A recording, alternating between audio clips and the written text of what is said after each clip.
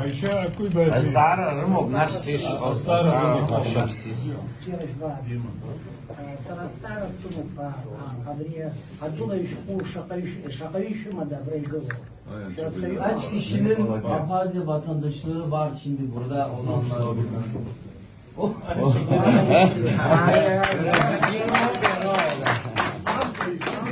İzmam Kimde yok? İzur stahu şakaviş. Kimde yok ve almak istiyor. Olmayanlar kaldırması bence çok ayıp.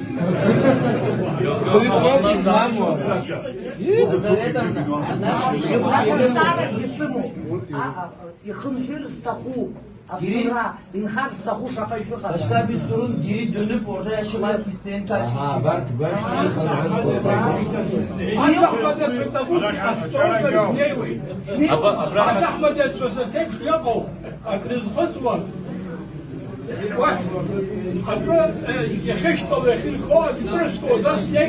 Sakın olmanıza günleri hayal.